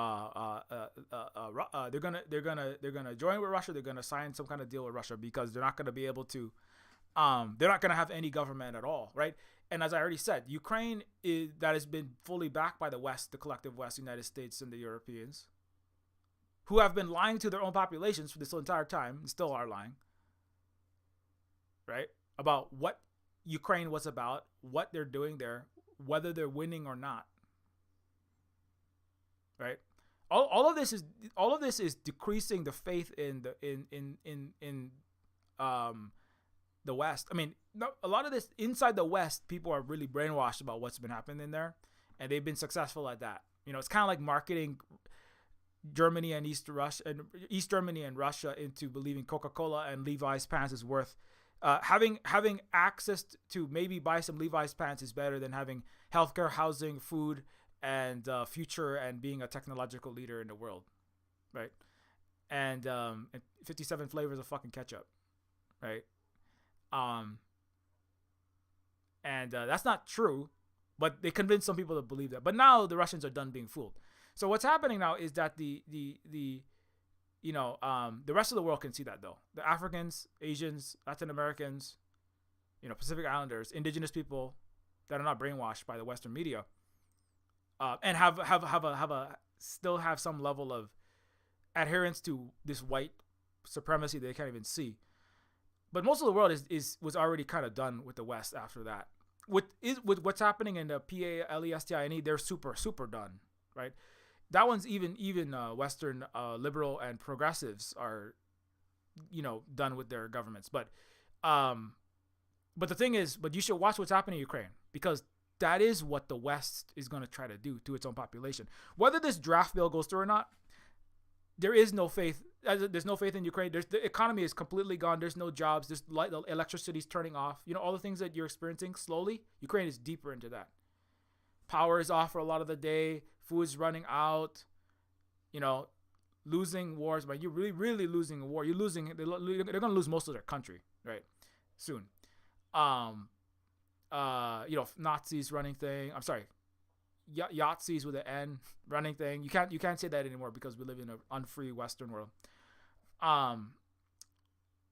That level of extreme circumstances is leading to they're just grabbing people off the street, throwing them in vans, and setting them to the front, and they just die with a gun that they don't know how to use, and then you just die.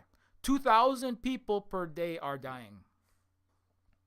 Okay, at the current rate, you're talking about 700,000 people. There won't be any Ukrainians left soon. At that rate, I mean, this can't go on much longer. I mean, they have millions of people. There won't be anybody else to collect. They already got all of the young 20 to 30-year-olds dead. They can't recruit 18 to 29-year-olds in Ukraine, or 18 to 25-year-olds for a draft because they're all dead already. They're all dead. So they're throwing children and old people in. So that's where they are now. Americans, Canadians, Brits, and the French people, right? They each, I don't know how many of their children they're willing to throw into the meat grinder for nothing, right? Except billionaire profit, and to keep maintaining an unjust system of global slavery and plunder, right? And keep your Congolese child slaves getting cobalt so you can buy another Apple phone. I don't know how long people want to keep that going.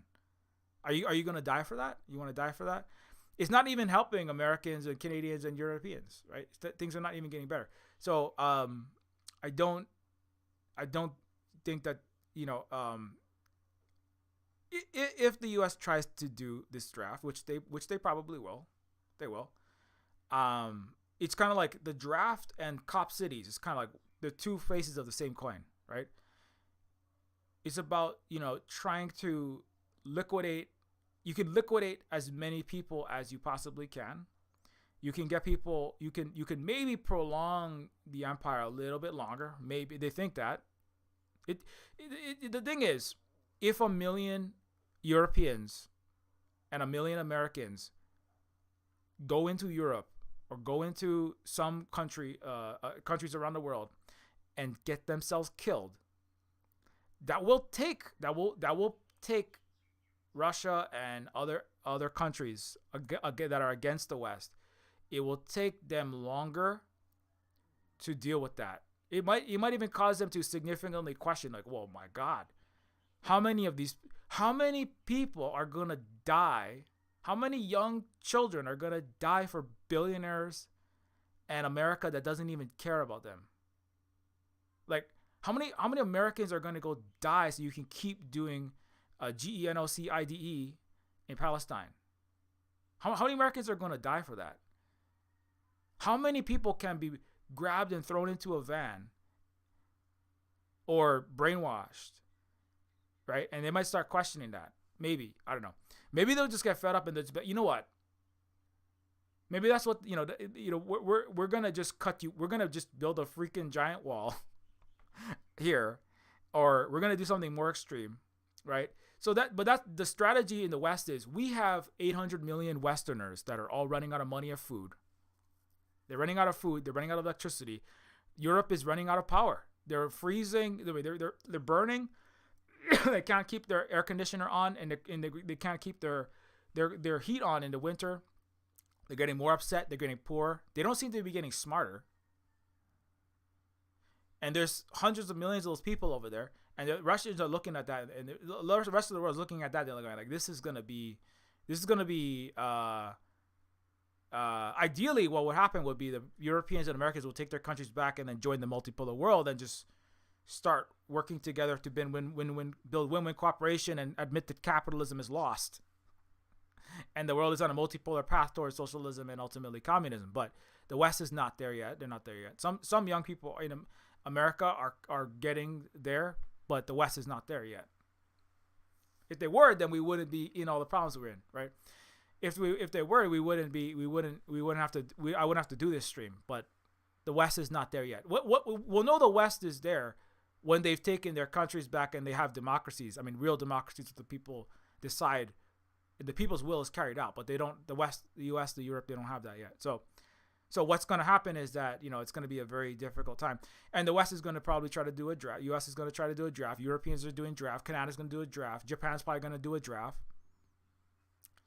And at that point, that's why the choices that people have now is to get as organized as possible, get as educated as possible, and try to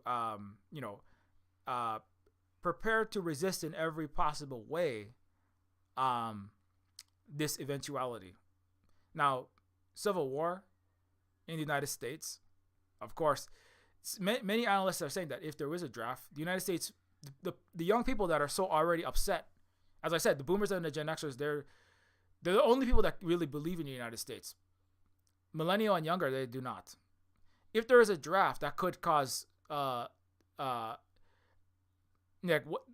talked, I have a whole video about Civil War. When is the Civil War? What is a Civil War? When is it? How does it happen? And it's really a spectrum. Like a Civil War, in one sense, Western democracies are always in civil war. In a sense that there is never legitimacy of any Western government ever. Western capitalist governments, these capitalist so-called democracies, Western representative democracies, they never have legitimacy. The majority, where's the Civil War one? The majority of people in Western countries, the current approval ratings, right?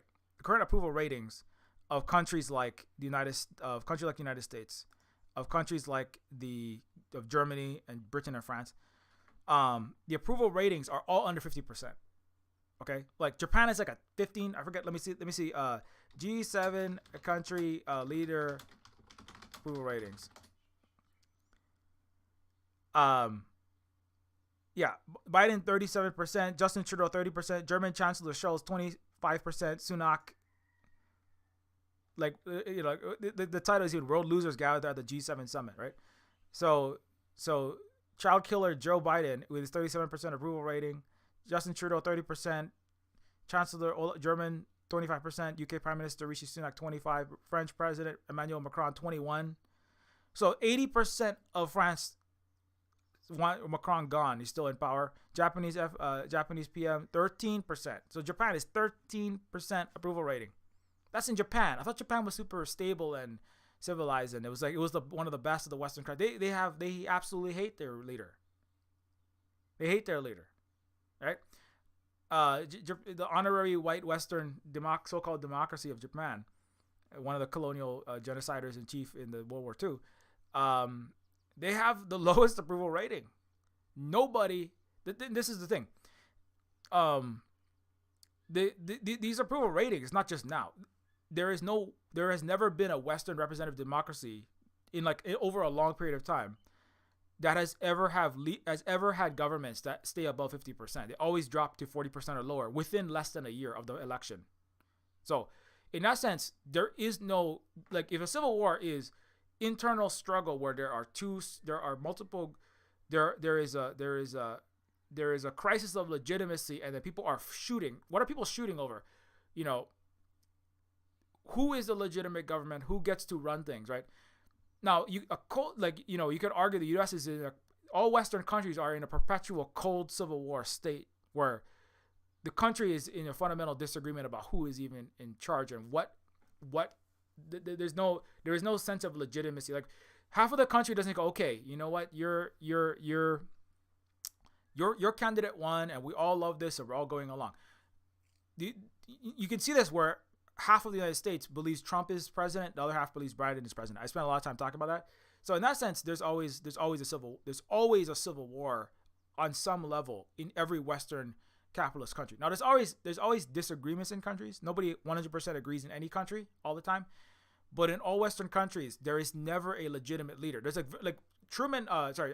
Roosevelt, right, was one of very few, but that was because of the socialist and communist massive uprisings that the Franklin Delano Roosevelt was forced into the position that he was, right?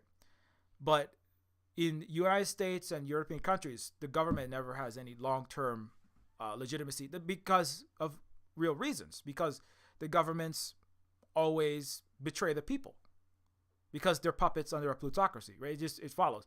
If you tell a child, yeah, we're gonna have a pizza party, and every day you give them we're gonna have here's 2 pieces of unflavored, unbuttered bread for dinner, right? If you promise a pizza party every day, and every day you give them the total opposite, right? Of course they're gonna view you as illegitimate. This is why every Western democracy is actually illegitimate. What really matters is the actual sentiment of the people and the masses. It's kind of like belief in your country, and that's going to get you people enlisted in the military, right? So now the U.S. isn't, people aren't shooting at each other that much right now, but if the United States does try to do a draft, a lot of people are going to get way more upset. And I'm not just talking about, it's not just leftists, not just people who want to stop killing in a Palestine,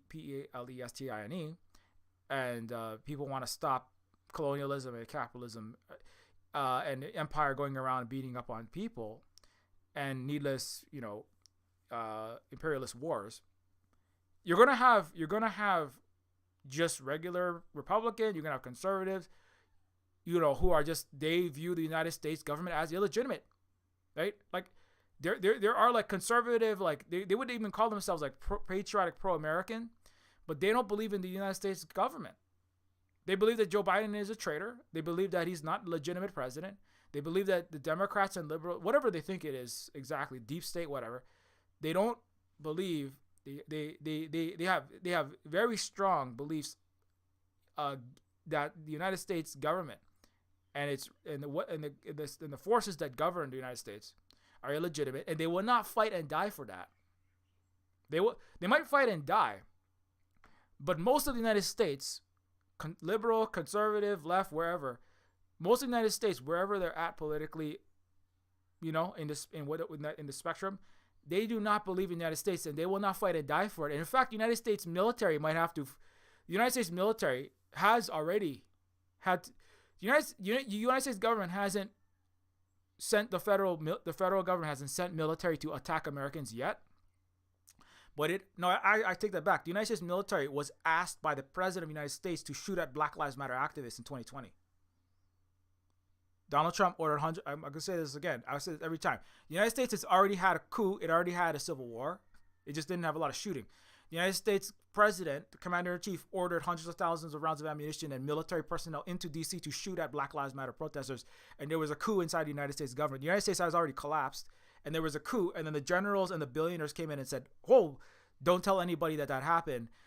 And they took out several colonels, and they took out several of the leadership that sided with Donald Trump. They said, "You got to stand down. You got to stand down, because this is going to blow the United States up if they find out that Donald Trump, the president of the United States, ordered Americans to shoot at Americans. The U.S. military to shoot at Americans, right?" And then it got stood down, but that was already a crack. This has already happened like many times. The fact that Donald Trump is still running, right? Like, how can Donald Trump even still be running after being indicted so many times? If he's committing treason, as everybody, well, obviously, then he can't run, right? Donald Trump is still running because the Democrats and Republicans have no legitimacy in the eyes of their own people. And if they try to stop Donald Trump from running, that could cause a civil war. Let me say that again. If the United States tried to stop Donald Trump from being in the debates, from being a candidate, the United States, the people of the United States and its military might start shooting at each other. So the United States, and so the United States is unable, if it tried to do a draft, right? That's one potential. It's not a guarantee that, okay, if Donald Trump actually goes to prison, right, then immediately half of America is gonna Chicago is gonna have artillery shells flying over it, and Mississippi, Florida, and Texas and Mississippi, and the 26 governors who sent their National Guards, they're gonna send military personnel into New York and Washington.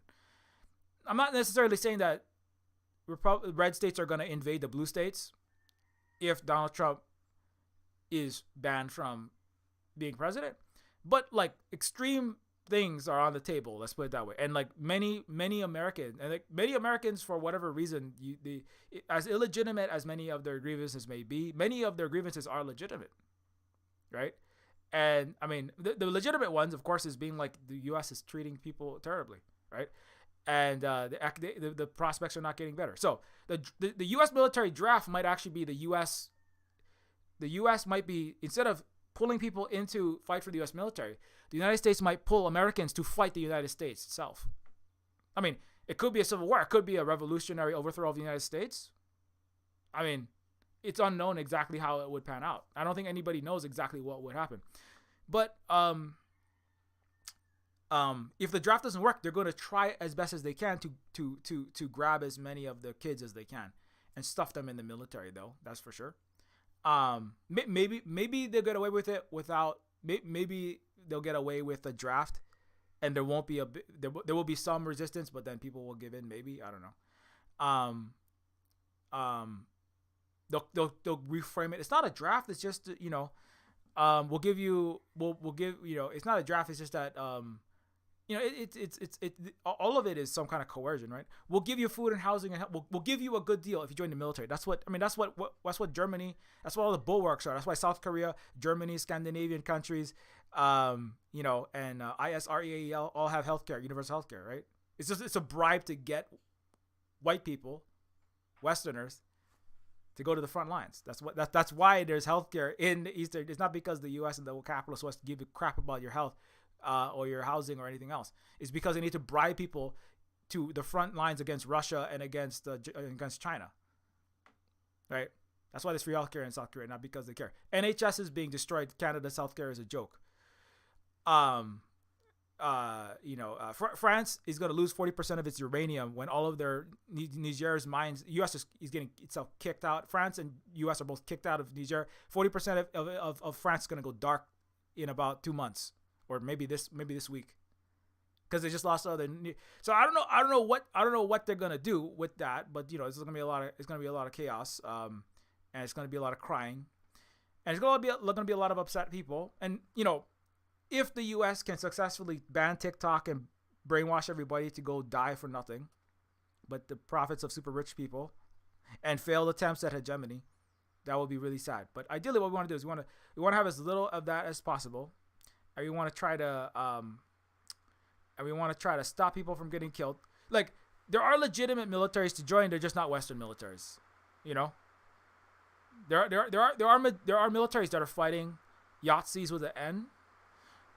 They're just not Western militaries, They're like the Axis of Resistance, You know, I mean, I'm sorry, but there's one army in Europe that is fighting the people who follow literal Yahtzee with an N ideology, and there's another army that isn't doing that. And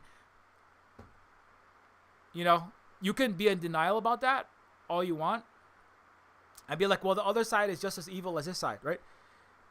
You can be. I mean, the last 70 years of the post World War II era has just been the West trying to pretend like they weren't on the Yahtzee with the N side for most of the war, and like they fought against it when as opposed to supporting it like they've been supporting for the last 70 years, right? But that's the reality. If you want to sign up for a military, it's not the U.S. or any Western military.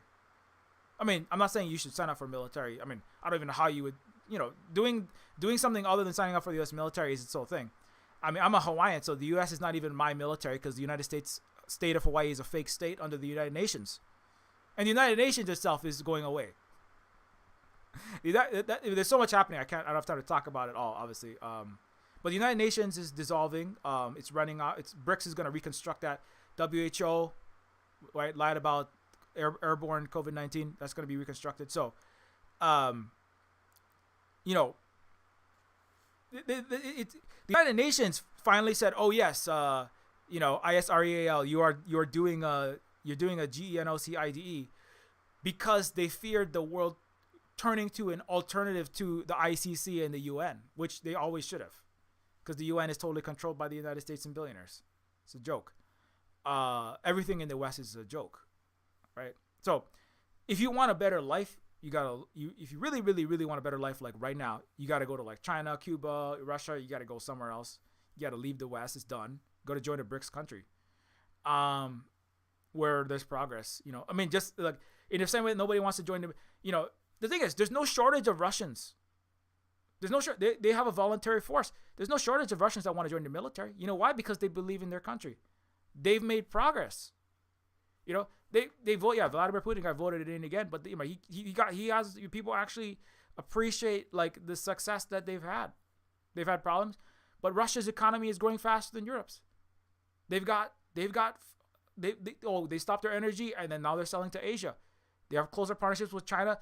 Russians have have electric Chinese cars. They're really awesome. I'm like, damn, man. I was looking at videos in Moscow. I was looking at videos in random cities in Russia. I'm like, these cities are nicer than New York and LA anywhere. These cities are nicer than Honolulu. They got cheap electric vehicles. Americans are fleeing and going to Russia. Nobody wants to say that, but everyone is leaving America. Europeans, the smart Germans are trying their best to get into Russia. That are the ones that aren't like the majority actually of Europeans, 65% hate Russians, and they think that Slavic people are subhuman. That's actually like that's really nasty. But the ones that are not brainwashed at that level in the West, they're getting out, you know? So this is the thing. You know, nobody is ever going to willingly join a Western military. They're all going to be stolen from the street and thrown in. Whereas, you know, if you have faith in the project, again, going back to the 1980s, right? When the Russians lost faith, the Soviet Union, they were losing faith in their own project and their own system, right? They liked it. They appreciate all the work that had been done, but their lives were not getting better, right? Now their lives are getting way better. Russian lives are better than American lives. They're living better quality life. Chinese lives are way better than American and European lives. They're living well. You know, there's a channel that you want to see what American life is like in China. You know, this is I'm probably going to depopulate America with this video, with sharing this, but you know, there's this young lady who has these videos. Yeah, why I live in China and refuse to move back to America. B-rolls in China. I mean, she is like, you know, she's just a white American lady. I think she's from like Louisiana. I forget where she's from, but you know, she's like just a normal average white American lady. She's like, I am never going back to the United States for all of these reasons, right? Because life is way better there. The food is super cheap. It's easy. I'm not worried about crime. I'm not worried about poverty. I'm not worried about my kids going to get shot in school. I'm not worried about quality of education. It's amazing here. I'm not worried about all of these things. I'm not worried about kids getting bullied in school, the teachers being disrupted. I mean, all these things. And it's like life is amazingly good there, you know? And the West can't, even begin to talk about that. That's why America's trying to ban people from even going to China. So you know, it's the Great Wall. It's the Great Wall of America. I mean, in some ways, it resembles the 1989, where it's like, you know, the Soviet Union was trying to stop Russians from discovering all about this Levi jeans and this McDonald's, right? Right. Now, of course, the actual Chinese life, where you have actual peace, harmony, you know, an amazing Star Trek future, right? Amazing cities, amazing quality of life. That's like for real. Like the American, if you get Levi's and McDonald's, that was a capitalist lie about how much better it will be. And then they kind of tricked the Russians and the East Germans. But in this case, it's not a trick. It's for real, right? Because, you know, under socialism and communism, you don't have to lie about reality. You just are better. Whereas the West is just like, we have to pretend like we're better. That's basically the West and East difference. So, you know, so people are going to be leaving. The U.S. has to build a wall, the Great Wall of America, around itself to stop people from leaving. The Great Wall of the West to stop people from leaving. But they have no shortage of people signing up for the Chinese military because they believe in their country. Even Americans believe in the Chinese project. That's how bad it is. They're like, what the hell? Why can't I? Even conservative white 28-year-old Americans from like Mississippi are like, why do I care what the Chinese can see my TikTok or can see my internet usage? I care more about them. I don't want the U.S. government. I would rather, you know, I don't care about the Chinese can, you know, see my internet usage, but the U.S. government is what I really hate. What has the government even done for me, right? So, and so this is why, you know, they don't have to have a draft. Russians don't have to have a draft. They're like, I'm happy to fight for that because when I fight for Russia, I know that I'm fighting for a better future for all of our people. I'm fighting literal Yahtzees with an N. I'm fighting fascists over there, right? In the United States, you are the bad guys. Who the hell wants to be the bad guy, right? And with TikTok and the modern social media landscape, young people, it's harder and to the point where you almost can't even trick young people into believing you're the good guy anymore. Nobody wants to fight. Nobody wants to be freaking Lex Luthor. Nobody wants to go kill little children, right? Aaron Bushnell burned himself alive to not do that. Nobody is going to fight for America anymore. Nobody wants to. Nobody should. Nobody's going to fight for the U.S. and the West and the capital system anymore. Nobody ever should have. But now the brainwashing system is falling apart. So now people are going to be, oh my God, thank God I didn't buy that nonsense and go die for nothing. Like all those Iraqi veterans. Like you come back as an Iraq veteran and you go, oh my God, I killed innocent people for billionaire profits. I'm basically just bodyguards for American corporations. Oh my God, I did horrible things in Iraq and Libya and Afghanistan. And you come back to America and you're just like, oh, you're all disfigured. I don't want to be married to you. Get away from me, you weird old. You're in the military. Oh my God. Right? So millennials like already know that was this experience, right? But now Gen Z and Gen Alpha was like, oh my God, I don't want to go fight for nothing, come back and then be disfigured, disabled, have all this brain damage from all these explosions, and then also have been fighting for the wrong side of history. So long story short, yeah, if the draft happens, everybody should just leave the West, join the other side, and then there won't be a war. Anyways, but yeah, so that's why there won't be if there is a draft, it won't work, and don't join the U.S. military. The best thing is this amazing chart. It's amazing. Nobody wants to join the military. That's great. The U.S. military, that's amazing. 41,000 short, the lowest since 1940. I mean, that means that young people are saving the world, you know, by not signing up to be freaking stormtroopers. That is amazing. We have to keep that going. Anyway. That's it. I'm a little bit past my time. If you would like to support us here, don't forget you can give us direct support through Ko-Fi at ko-fi.com/silverspook. Where you can give us a one-time donation for the education that we try to do. As upsetting as it may be, I'm here to tell you the truth. I'm not here to lie to you. I'm like the non-conservative white wing. Tucker Carlson. I'm just presenting what is up, and then you can decide what you want to do with that. But if you would like to help us in an ongoing fashion at the Silver Spook Cooperative to help us keep doing this work, doing land back, decolonizing the land, planting food, growing and keeping our the land as demilitarized in Hawaii under U.S. occupation as possible, and doing international discussions with our relatives from the Pacific, including Saipan, Okinawa, and of course our friend Megan Byrne is an indigenous game dev from of indigenous Anishinaabe heritage. You can also support us to also get access to the behind the scenes on Neofeud 2, like all of this. Neofeud 2 is a cyberpunk adventure game, science fictional adventure game I'm currently working on. And you also get access to the Silver Spook Discord and the Silver Spook University, which is all the content I've ever produced categorized according to topic that is about getting people education that they need today in the current situation that we're in. In a time when the brainwashing is getting thicker and thicker in schools and in universities, or you can't even work at a university without supporting human rights violations and horrible crimes against humanity. So, Silver Spook University is what you need to know today, what you need to teach your children. Western lies about past, present, and future that permeate formal schooling, and in this book, helping people with history, economics, politics, and current struggles and imagined futures.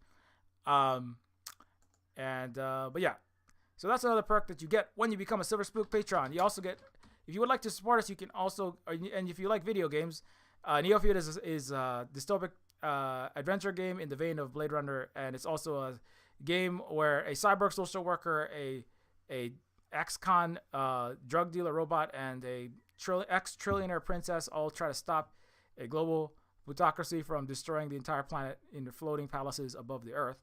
And that sounds like an interesting premise. You can grab this game. You can also, if you play the game, don't forget to leave even a very short review, as it helps to get the game discovered in the Steam algorithm.